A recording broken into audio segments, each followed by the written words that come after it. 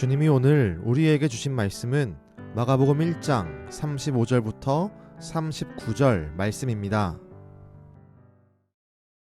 새벽 아직도 밝기 전에 예수께서 일어나 나가 한적한 곳으로 가사 거기서 기도하시더니 시몬과 및 그와 함께 있는 자들이 예수의 뒤를 따라가 만나서 이르되 모든 사람이 주를 찾나이다.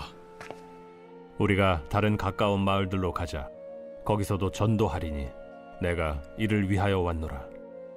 이에 온 갈릴리에 다니시며 그들의 여러 회당에서 전도하시고 또 귀신들을 내쫓으시더라.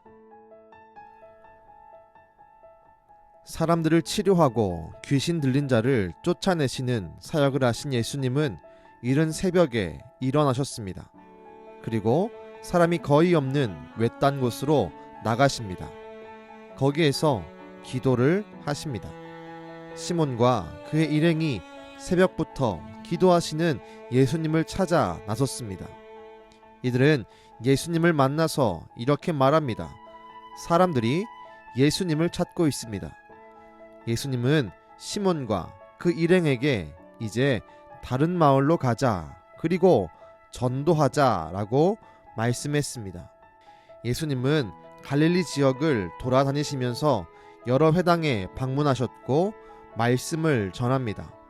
그리고 귀신들을 쫓아내시는 사역을 계속하십니다. 예수님은 사역을 계속하시는 가운데에서 하나님과 교제하는 기도를 잊지 않으십니다. 동시에 예수님이 이 땅에 오신 이유, 곧 전도를 통해 영혼을 구원하려는 목적을 잊지 않으셨습니다.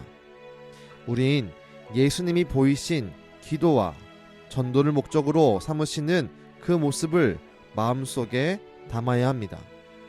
예수님께서 하나님과 교제하는 기도를 놓지 않으셨듯이 우리도 하나님과 교제하는 기도를 놓지 말아야 합니다.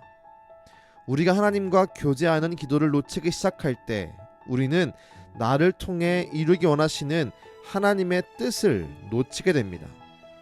오늘 말씀에 있는 제자 시몬과 그 일행들을 보면 예수님이 기도하러 가실 때 기도하지 않습니다. 기도하러 가신 예수님을 찾기에 바쁩니다. 예수님을 찾은 후에 이들이 한 말은 사람들이 기다리고 있다는 말입니다. 이들은 기도하지 않았기에 하나님의 뜻을 몰랐습니다. 그래서 대중들의 인기에 한껏 고무된 상태였습니다. 이들의 관심은 전도하여 영혼을 구원하는 것이 아니었습니다. 예수님이 보여주신 기적을 통해 얻게 된 대중들의 인기에 편승하는 것이었습니다. 우리가 기도하지 않으면 제자들의 모습처럼 될 수 있습니다. 우리를 부르신, 우리를 구원하신 하나님의 뜻에 충실한 삶을 살지 못하게 됩니다. 우리가 기도하지 않으면 우리를 먼저 부르셔서 성도 삼아주시고 직분을 주신 하나님의 뜻을 따르는 순종의 삶을 살지 못하게 됩니다.